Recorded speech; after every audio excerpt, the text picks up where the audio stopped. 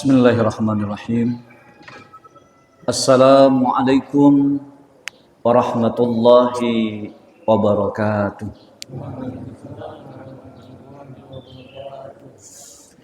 Alhamdulillahilladzi arsala rasulahu bil huda wa dinil haqq liyudhhirahu 'alad dini kullih walau karihal musyrikun. Asyhadu an la ilaha illallah wahdahu la syarika lah wa asyhadu anna Muhammadan abduhu wa rasulullah nabiyya ba'dah. Allahumma shalli ala sayyidina Muhammad wa ala alihi wa sahbihi ajma'in. Rabbi shrah li sadri wa yassir li amri wahlul 'uqdatam min lisani yafqahu qawli wa ba'du. Amma ba'd. Wa qala ta'ala fi kitabihil karim, a'udzu billahi minasy syaithanir rajim. Bismillahirrahmanirrahim. Wasari'u ila maghfiratin mir rabbikum wa jannatin 'arduhas samawati wal ardh u'iddat lil muttaqin alladzina yunfikuna fis sarra'i wad dharra'i wal kaziminal ghaiz wal 'afina 'anil nas wallahu yuhibbul muhsinin. Shadaqallahul azim. Al-ayah. Ma'asyiral muslimin, jamaah salat subuh Masjid Istiqlal Perumahan Bukit Pinang Samarinda yang sama-sama dimuliakan dan dirahmati oleh Allah Subhanahu wa taala. Alhamdulillahilladzi ahyana ba'dama amatana wa ilaihin nusyur. Kita bersyukur kepada Allah Subhanahu wa taala yang kembali memberikan ruh kepada kita sehingga kehidupan ini bisa kita jalani. Sebagai bentuk syukur kita kepada Allah Subhanahu wa taala, saat azan berkumandang oleh Bilal yang ada di masjid tercinta kita ini, dengan perasaan bahagia dan senang ketika kita dipanggil dengan cinta oleh Allah, dipanggil Allah untuk mendirikan sholat, sekaligus kita dipanggil untuk meraih kemenangan di dunia wal akhirah dengan surganya Allah Subhanahu wa ta'ala. Semoga langkah-langkah kaki kita, putaran roda motor kita, putaran roda mobil kita menjadi saksi kelak di hadapan Allah Subhanahu wa taala. Semua itu kita gunakan dalam rangka untuk bertakarrub, menghambakan diri hanya kepada Allah Subhanahu wa taala. Mungkin kita tidak bisa berinfak, bersedekah setiap hari 20.000, 50.000, 100.000, 1 juta, 10 juta kepada kedua orang tua kita. Namun karena kecintaan kita, kepahaman kita yang diajarkan oleh baginda dan disuruhkan oleh Rasulullah SAW, kita mengerjakan yang namanya salat qabliyah subuh. Jauh lebih besar daripada 1 juta, 10 juta yang kita infakkan, sedekahkan kepada kedua orang tua kita atau kepada keluarga tercinta kita. Seluas langit dan bumi yang Allah berikan kepada kita, kita jaga, kita pertahankan, kita istiqomahkan.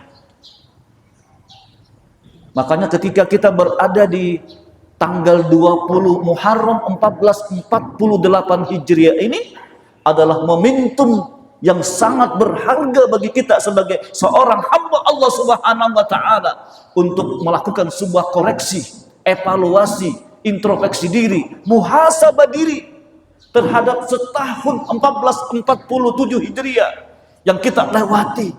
Bagaimana dengan ibadah kita? Bagaimana hubungan kita dengan Allah Subhanahu wa taala? Bagaimana hubungan kita dengan sesama manusia? Bagaimana cinta dan perhatian kita kepada keluarga kita sebagai kaum dalam rumah tangga kita? Ya ayyuhalladzina amanu qu anfusakum wa ahlikum nara. Bagaimana akhlak kita? Bagaimana muamalah kita? Sehingga Allah mengingatkan kepada kita di dalam Al-Quran surah Al-Hasyr ayat 18, ya ayyuhalladzina amanu taqullah. Hai orang-orang yang beriman, bertakwalah engkau kepada Allah Subhanahu wa ta'ala. Wal tanzur nafsum ma qaddamat ligad. Dan hendaklah setiap diri itu memperhatikan, merenung, melakukan sebuah evaluasi terhadap apa yang akan ia perbuat untuk hari esoknya. Hari ini lebih baik daripada hari kemarin. Hari kemarin lebih baik daripada hari ini. Begitulah mindset yang harus kita bangun sebagai seorang hamba Allah Subhanahu wa taala, bahwa setiap hari ada kebaikan, ada pahala jariah yang kita selalu lakukan, yang kita ingin persembahkan kepada kedua orang tua kita yang berada di alam barzakh. Dia menjadi cahaya di alam kubur mereka. Itulah yang mereka tunggu-tunggu dari anaknya yang sudah dewasa, yang senantiasa selalu mengingat kepada kedua orang tuanya. Bahkan minta maaf, dalam sebuah kisah, ketika itu sang penghuni kubur mengatakan, wahai malaikat, kenapa engkau hentikan siksaanmu kepada saya pada hari ini, padahal engkau setiap hari menyiksaku? Lalu kata malaikat, bagaimana mungkin wahai hamba Allah, wahai fulan, wahai fulana, aku menyiksamu sementara anakmu yang hidup di dunia selalu beristighfar, yang dikirimkan khusus untukmu, membaca Al-Quran dikhususkan untukmu, setiap berbuat kebaikan dihadiahkan, dikhususkan untukmu. Subhanallah. Semoga duduknya kita dalam majelis zikir, majelis ilmu pada pagi hari yang mubarakah ini di tanggal 20 Muharram, Allah dan para malaikat yang menjadi saksi. Kita duduk di taman-taman surganya Allah Subhanahu wa ta'ala untuk membekali diri kita dengan ilmu dan pengetahuan, agar perjalanan hidup kita semakin lebih baik, semakin lebih terarah. Sebagaimana doa yang kita minta ketika kita sholat, ihdinas siratal mustaqim. Ya Allah, tunjukkan kepada kami, ya Allah, jalan yang lurus, ya Allah. Jalan yang akan menghantarkan kami untuk mendapatkan cintamu, ridhomu, dan rahmatmu, ya Rabb. Ma'asyiral muslimin yang dimuliakan dan dirahmati oleh Allah Subhanahu wa ta'ala. Semoga kita semua yang hadir di dalam majelis pada pagi hari menjelang syuruk ini adalah orang yang senantiasa selalu menjaga ibadah salat kita. Jangan sampai kita salat sementara anak kita biarkan dia tidur dengan mimpi-mimpi indahnya. Kita bangunkan mereka, kita bangunkan istri kita. Untuk apa? Untuk kita sama-sama memakmurkan rumah-rumah Allah Subhanahu wa ta'ala. Mensiarkan majelis-majelis zikir seperti ini yang akan menunda murka Allah turun kepada negeri atau tempat tersebut. Walau anna ahlal qura amanu wattaqau la fatahna alaihim barakatin minas samawati wal ardh. Jika sekiranya penduduk bumi itu beriman kepada Allah dan Rasulnya, maka Allah Subhanahu wa ta'ala akan menurunkan keberkahan dari langit dan bumi. Subhanallah. Ma'asyiral muslimin, jamaah subuh yang sama-sama dimuliakan dan dirahmati oleh Allah Subhanahu wa taala. Salat yang kita kerjakan 5 kali dalam sehari semalam akan memberikan itminan, ketenangan kepada kita. Ala bi dzikrillah tatma'innul qulub. Salat yang kita kerjakan dengan penuh cinta, dengan penuh kesadaran kepada Allah Subhanahu wa taala, bahkan kita ingin, ya Allah, jadikan salat ini adalah salat yang terakhir kepadamu agar aku bisa khusyuk, konsentrasi kepadamu ya Rabb.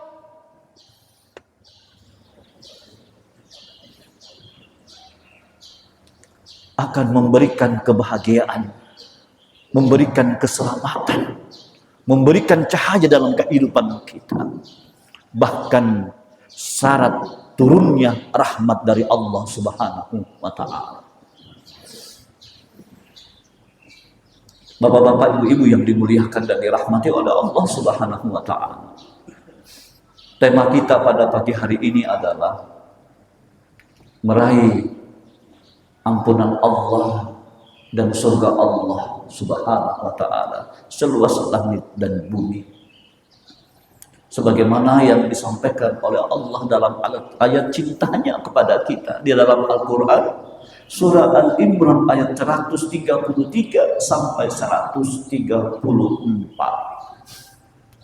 Wasari'u ila maghfiratin min rabbikum wa jannatin arduwas samawati wal ardu uiddat lil muttaqin.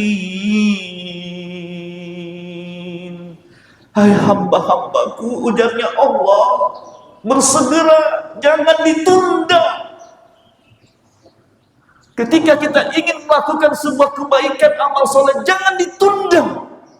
Karena kita nggak tahu apa yang terjadi besok dan seterusnya tentang diri kita. Semua dalam genggaman kekuasaan Allah Subhanahu wa taala. Untuk apa? Untuk mendapatkan ampunan Allah dan surga Allah seluas langit dan bumi. Uiddat lil muttaqin, yang dikhususkan kepada orang-orang yang bertakwa. Makanya ketika khotib setiap Jumat itu selalu menyampaikan pesan-pesan takwa. Kalimatnya singkat dengan 5 hurufnya, tapi itu yang akan menentukan kebahagiaan kita, kesuksesan kita, dan keselamatan kita di akhirat untuk mendapatkan surga firdausnya Allah Subhanahu wa taala.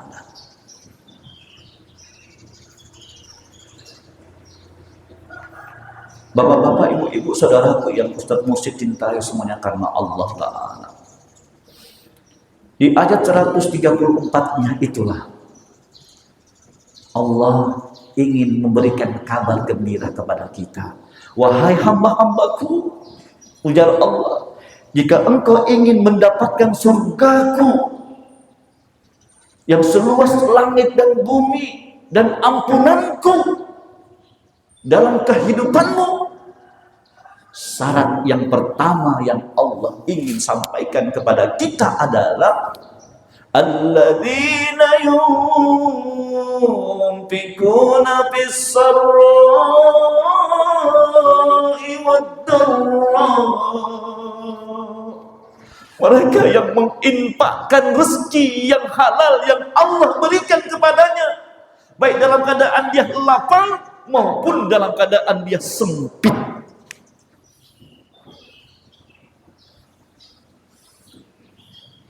Ayat ini kalau kita bedah, luar biasa, yang mengatur kehidupan kita dan hidup mati kita untuk mendapatkan rahmat dari Allah Subhanahu wa taala.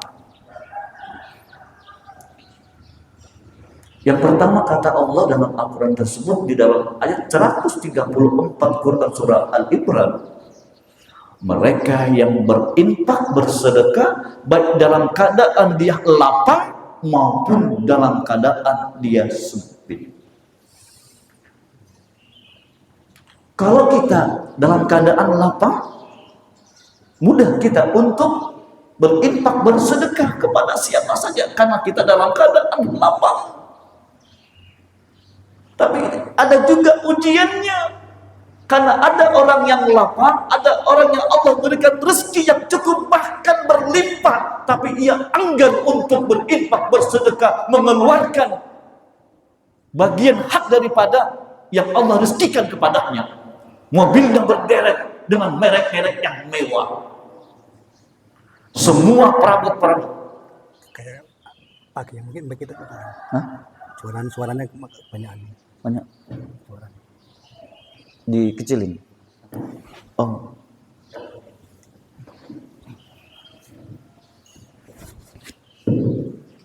tes satu.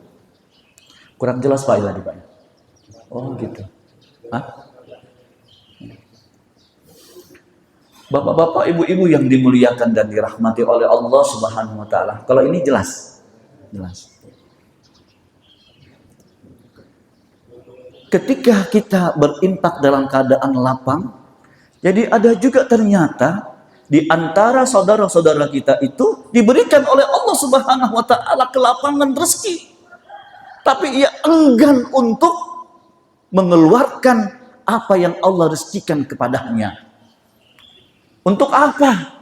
Dia mengatakan semua kesuksesan, semua capaian ini karena aku yang mengelolanya, aku yang memanagenya, karena ilmu dan pengetahuan yang aku miliki. Dia tidak mau memberikan dalam bentuk infak dan sedekah atau mungkin zakatnya. Seperti Qarun, hartanya dipikul oleh sekian banyak orang dengan kunci-kuncinya. Tapi ingat, Allah abadikan orang ini, Fir'aun, Qarun, Hanan,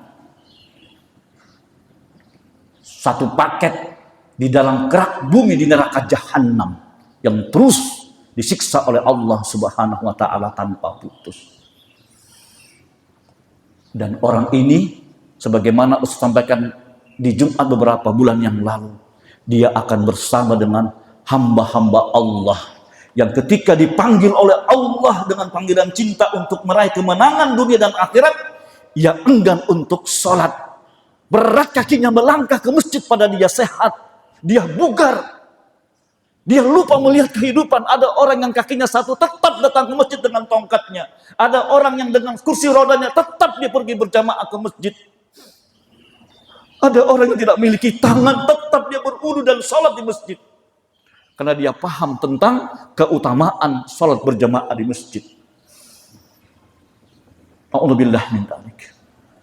Bapak Ibu yang dimuliakan dan dirahmati oleh Allah Subhanahu wa taala. Nanti orang seperti ini kata Rasulullah di dalam Al-Qur'an surah At-Taubah ayat 35. Ketika emas dan perak itu dimasukkan ke dalam neraka Jahannam, lalu bara apinya diangkat, diletakkan di atas punggung dan lambung-lambung mereka, terburai isi perutnya. Lalu dikatakan, wahai hamba, wahai fulan, rasakanlah inilah harta yang engkau simpan hanya untuk dirimu sendiri. Bapak Ibu yang dimuliakan dan dirahmati oleh Allah Subhanahu wa taala. Ustadz Mursyid teringat kisah daripada sepupu sekali daripada baginda Rasulullah, suami daripada Fatimah, khalifah yang keempat Ali bin Abi Thalib, yang sangat terkenal dengan keilmuannya. Setiap ada persoalan selalu diminta, karena Ali memiliki ilmu yang luar biasa yang tidak terjangkau dengan sahabat-sahabat yang lainnya. Ketika dia pulang, dia bertanya kepada istrinya Fatimah, wahai Fatimah, adakah sesuatu yang bisa dimakan hari ini? Maka kata Fatimah, anaknya Rasulullah, tidak ada yang bisa dimakan kecuali 6 dirham upah daripada menyulam benang. Dia menyulam benang dengan sahabat Salman Al-Farisi mendapat upah 1 hari 6 dirham pada saat itu. Maka diambillah upah itu untuk membeli bahan ke pasar. Apa yang terjadi ketika berada di tengah pasar yang mendengarkan ada orang yang ingin meminta pinjaman karena tidak memiliki apa-apa lagi di rumah untuk dimakan. Orang yang sangat butuh karena anaknya banyak.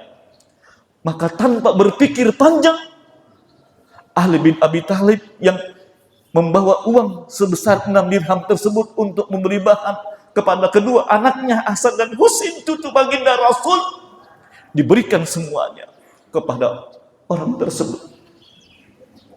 Maka ketika dia pulang, Fatimah melihat suaminya datang tidak membawa apa-apa bahan dari pasar, mungkin berupa gandum untuk diolah sebagai makanan. Apa yang terjadi Bapak Ibu rahimakumullah? Dia menemui Rasulullah. Lalu saat itu Ali bin Abi Thalib keluar dan ada seorang sahabat yang membawa onta untuk dijual. Dijual dengan harga murah, dengan 100 dirham pada saat itu. 100 dinar. Maka saat itulah kata Ali bin Abi Thalib, aku tidak memiliki apa-apa. Aku tidak punya uang saat ini. Tapi karena niatnya ingin membantu, wahai Ali bin Abi Thalib, pakailah dengan waktu, dengan tempo berapa hari yang kau bisa berikan kepada saya sebagai akad jual beli kita. Maka diambillah itu, digotong. Saat dibawa, inilah mujizatnya orang yang senantiasa gemar berinfak dan bersedekah tanpa berpikir, karena cintanya kepada Allah Subhanahu wa taala dan ingin melaksanakan apa yang disunnahkan oleh baginda Rasul. Ternyata ada seorang sahabat yang ingin membelinya dengan 300 dinar pada saat itu. Berlipat ganda. Rezeki yang kita infakkan, yang kita sedekahkan, sedikit pun tidak berkurang, tapi terus bertambah dan berlipat ganda di hadapan Allah Subhanahu wa taala sampai 700 kali lipat. Maka 100 dinarnya diberikan kepada pemilik onta tersebut, 200-nya dibawa ke istrinya. Seorang Fatimah, anak Rasulullah, saat suaminya datang tidak membawa apa-apa, dia senyum. Saat ketika dia membawa sesuatu untuk keluarganya, dia bersyukur kepada Allah Subhanahu wa taala. Wahai suamiku, katanya, sesungguhnya Allah mendengar, melihat niat baikmu dan ketulusanmu membantu orang-orang yang dalam keadaan sulit. Subhanallah. Atau kita melihat seorang sahabat yang bernama Al-Mubarak,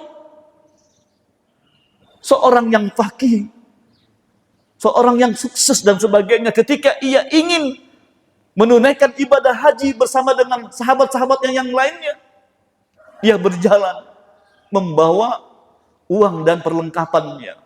Apa yang terjadi?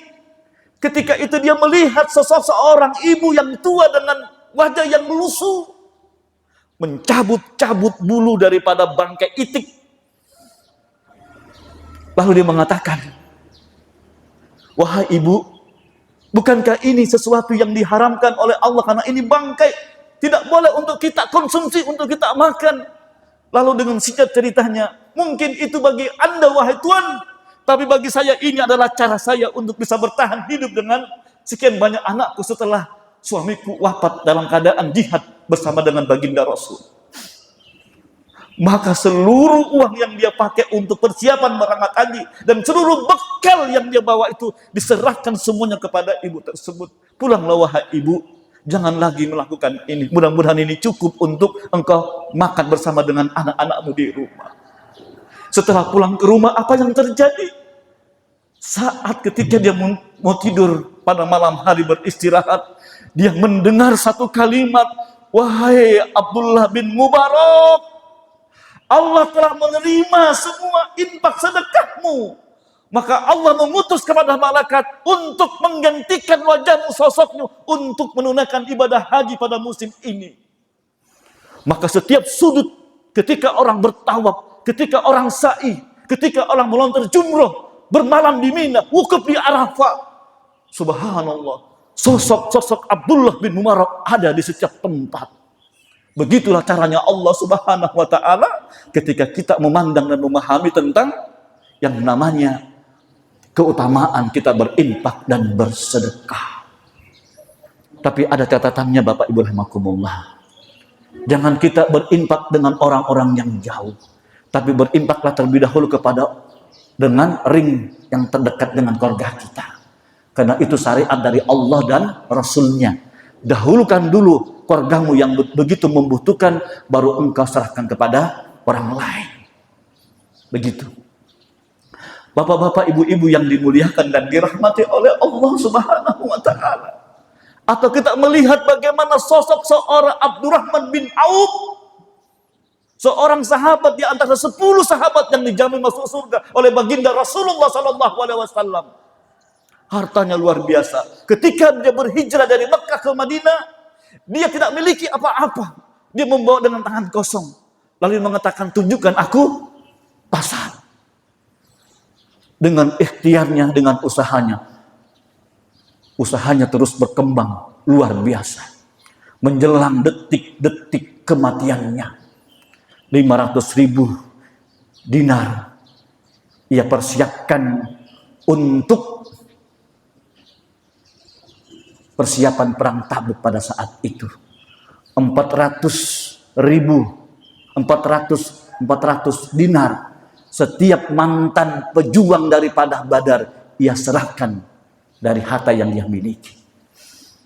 Abda katakan, aku takut harta yang aku miliki yang akan memperlambat aku untuk bertemu dengan Rabbku, untuk masuk ke dalam surga Allah Subhanahu wa ta'ala. Begitulah kalkulasi daripada seorang Abdurrahman bin Auf. Ma'asyiral muslimin yang dimuliakan dan dirahmati oleh Allah Subhanahu wa ta'ala. Surut sampai jam 6:05, 10. Bapak-bapak, ibu-ibu yang dimuliakan dan dirahmati oleh Allah Subhanahu wa ta'ala. Harta titipan dari Allah yang kita infakkan, yang kita sedekahkan, tidak akan pernah berkurang, tapi terus dia berlipat. Itulah janji Allah. Apalagi minta maaf. Kita mungkin berangkat dari rumah, sebelum kita sholat, ada celengan untuk pembangunan, pengembangan masjid tercinta kita. Atau untuk kegiatan ibadah lainnya. Masukkan. Ya, niatkan untuk orang tua kita, kakek nenek kita. Yang aku berikan ya Allah akan menjadi kebaikan dan datang lebih banyak daripada yang aku keluarkan.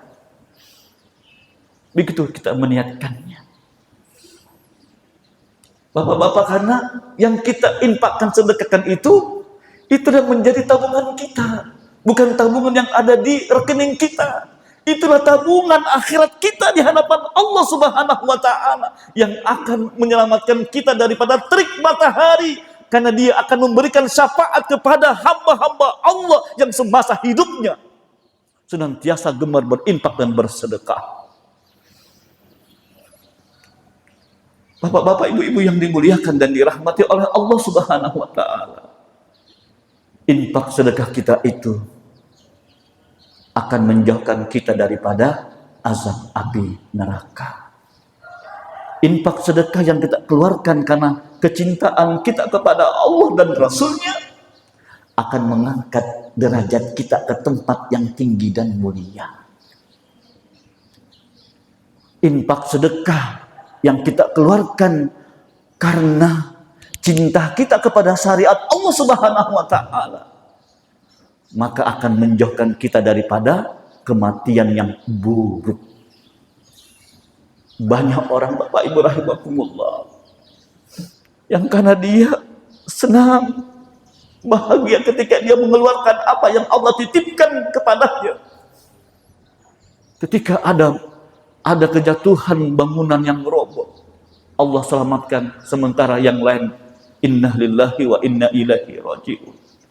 Ada seorang yang yang pernah Ustaz sampaikan di sini. Seorang anak laki-laki yang masih berpakaian sekolah, ketika uang jajan dia diberikan oleh orang tuanya, dia tidak gunakan untuk jajan di kantin sekolahnya, tapi dia niatkan untuk diberikan kepada orang yang ada di jalan yang memang sangat membutuhkan.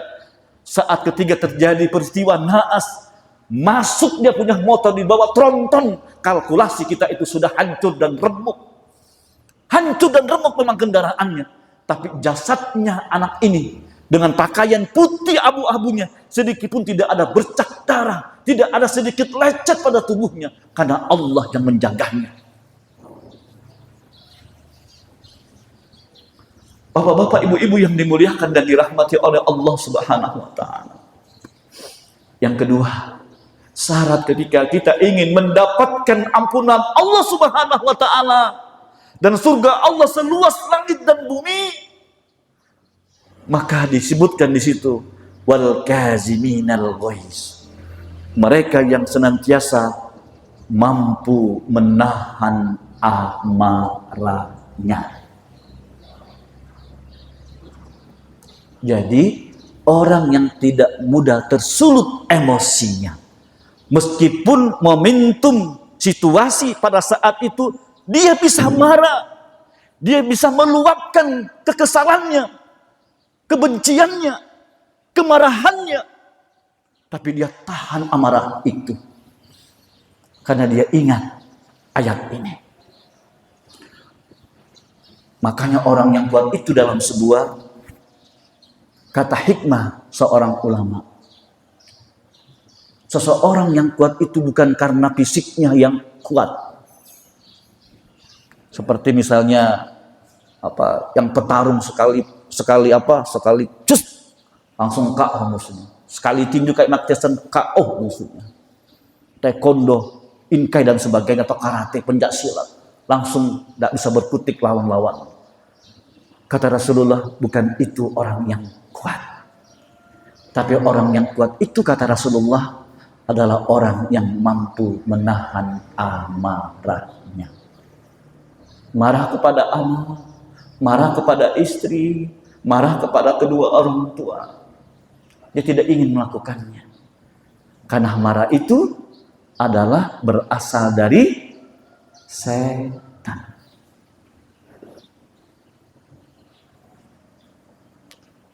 Bapak-bapak, ibu-ibu yang dimuliakan dan dirahmati oleh Allah Subhanahu wa Ta'ala, jadi mampu menahan amarahnya. Karena waktu agak mepet, kita percepat sedikit. Yang ketiga, kata Rasulullah Shallallahu Alaihi Wasallam, syarat untuk kita mendapatkan ampunan Allah dan surga Allah seluas langit dan bumi, wal afina anin nas, mereka yang memaafkan kesalahan saudaranya.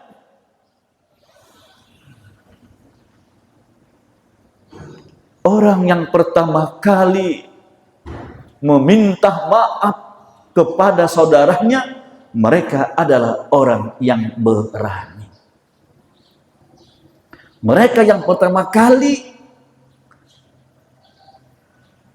memaafkan kesalahan saudaranya, mereka adalah orang-orang yang kuat. Mereka yang senantiasa melupakan kesalahan orang lain, dia adalah orang yang bahagia. Bapak-bapak, ibu-ibu yang dimuliakan dan dirahmati oleh Allah Subhanahu wa Ta'ala.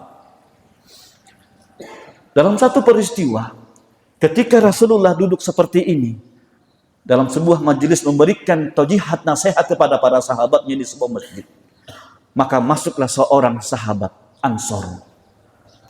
Lalu singkat ceritanya, Rasulullah Shallallahu Alaihi Wasallam langsung menunjuk kepada pemuda yang baru datang. Sementara sahabat-sahabat yang lain sudah sekian banyak, sejak awal sudah mengikuti kajian majelis zikir, majelis ilmu, majelis tafakuruddin yang disampaikan oleh baginda Rasulullah di masjid tersebut. Wahai sahabatku, kalau engkau ingin melihat satu di antara penghuni surga, itu adalah orangnya.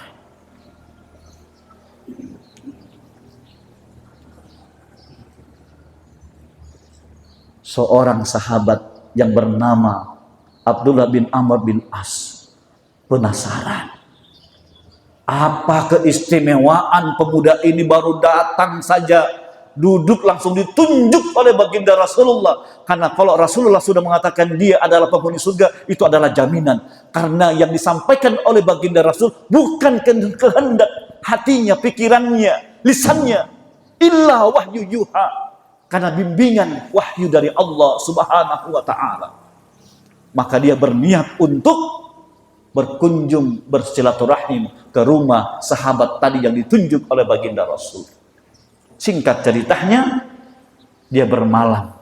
Dia ingin melihat apa yang dikerjakan oleh pemuda ini. Ibadah apa yang dilakukannya. Apakah dia bangun sholat tahajud, berzikir, beristighfar, membaca salawat, atau mungkin ada amalan-amalan yang istimewa yang aku tidak melakukannya selama ini. Ketika malam pertama, dia biasa-biasa saja. Tidak ada amalan yang istimewa yang ia lakukan. Ketika waktu subuh, dia berangkat sholat subuh. Ketika waktu sholat zuhur, asar, maghrib, isya, sebagaimana yang lainnya. Dan sahabat-sahabat melakukannya. Malam kedua dia tunggu-tunggu. Sama. Malam ketiga terakhir. Makanya kaidah kalau kita ingin bermalam di tempat orang yang bukan keluarga kita, ya Pak ya, batasnya tiga hari. Karena jangan sampai memberatkan rumah si tuan rumah. Hari pertama karena ingin membahagiakan tamunya, karena dia berpikir begini, man kana yu'minu billahi wal yaumil akhir falyukrim dhaifah. Barang siapa yang beriman kepada Allah dan hari akhir, hendaklah ia memuliakan tamunya. Itu Pak. Hari pertama dia potong apa Pak? Kambing.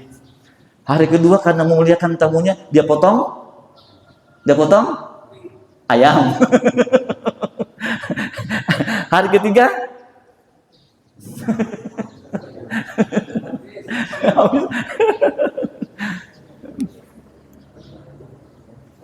begitu. Karena ingin memuliakan tamunya. Karena jangan sampai terlalu lama, kasihan juga si tuan rumah tiap hari pakai santapin. Tidak bisa dia celana pendek. Istri juga begitu karena takut melihatkan auratnya kepada tamunya. Singkat ceritanya, ketika dia mau pulang, dia mengatakan, wahai sahabatku, wahai saudaraku, katanya, apa gerang yang kamu kerjakan? Tolong dong sampaikan ke saya, bagi-bagi dong ilmunya, bagi-bagi dong amalannya. Ujar si sahabat ini, si tuan rumah ini, wahai Abdullah bin Amr bin As, aku tidak memiliki amalan yang istimewa, sama dengan yang lain. Tidak mungkin, katanya. Sejenak dia terdiam, lalu dia berucap satu kalimat yang singkat. Wahai saudaraku Abdullah bin Amr bin As, hanya satu yang aku selalu lakukan, katanya. Sebelum aku tidur, merebahkan kepalaku di atas bantalku, maka aku duduk sejenak merenung.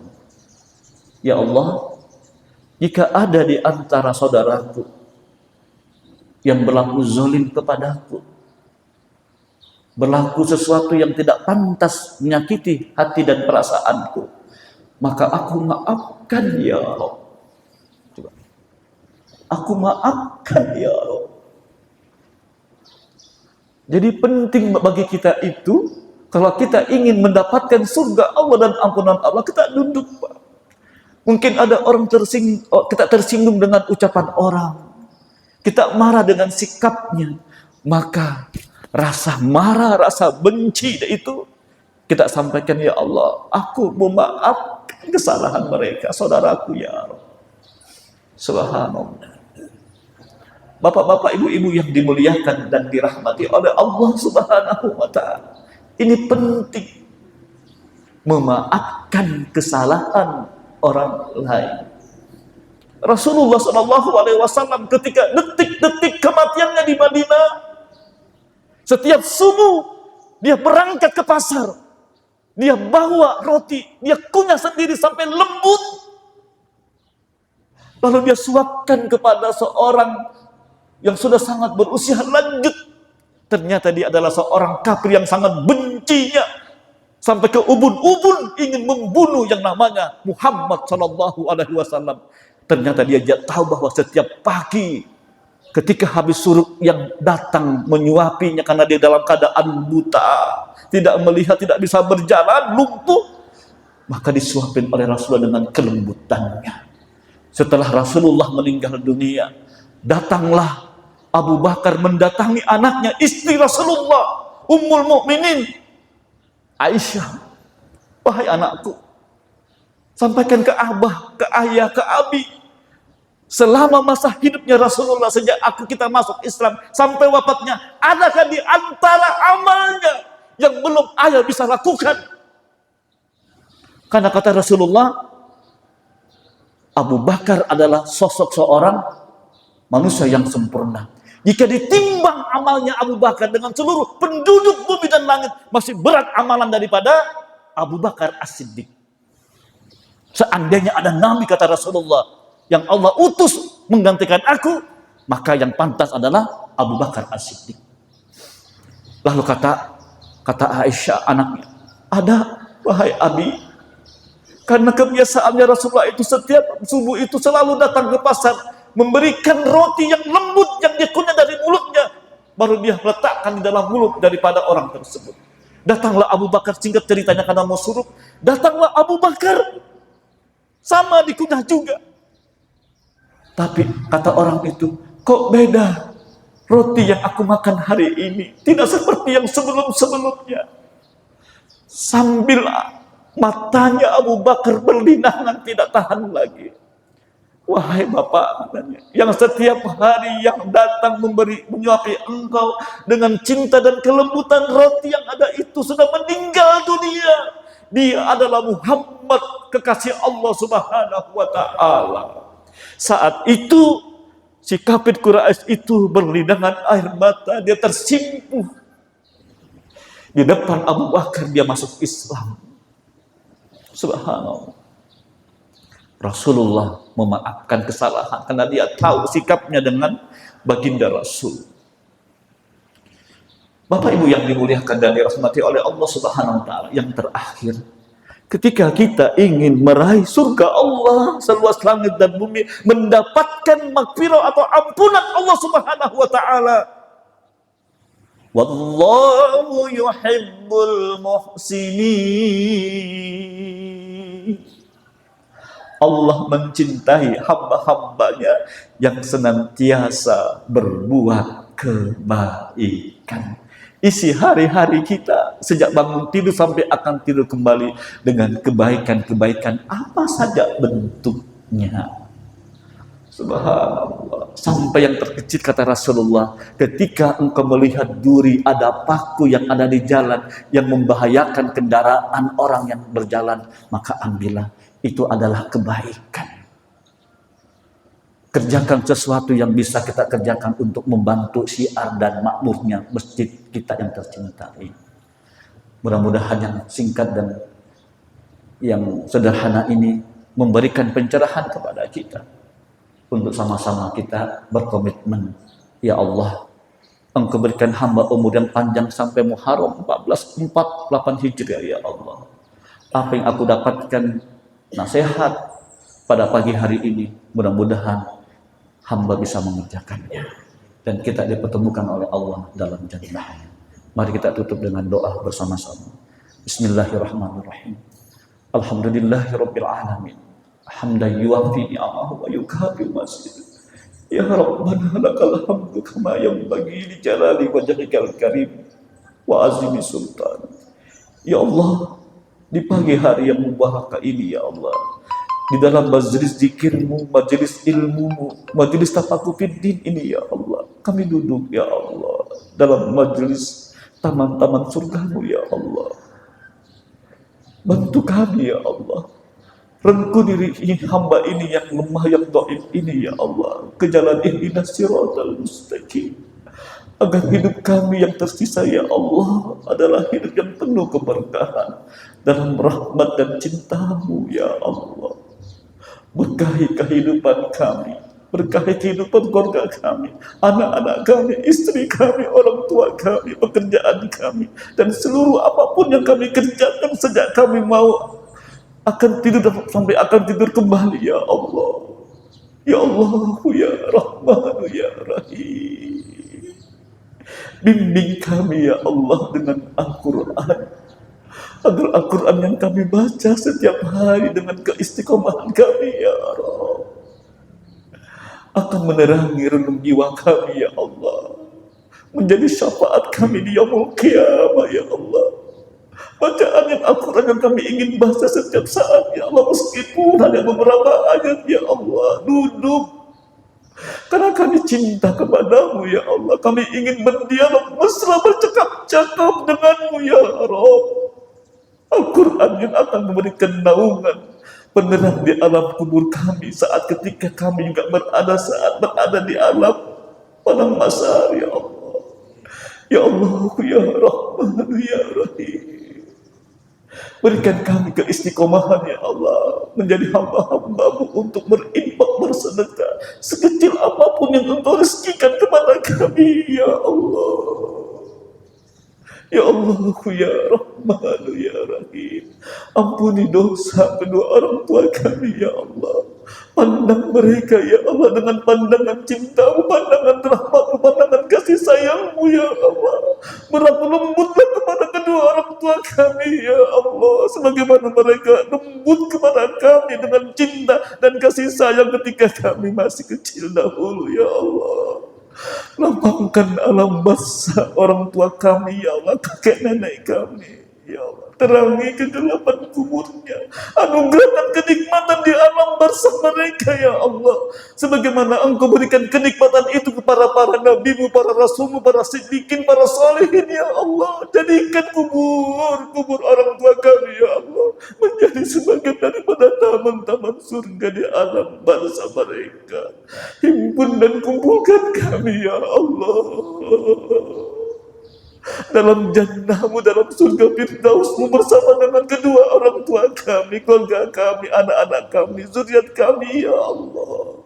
Rabbana atina fid dunya hasanah wa fil akhirati hasanah wa qina adzabannar. Ya Allah, terimalah taubat nasuha kami sebelum datang ajal menjemput kami, ya Allah.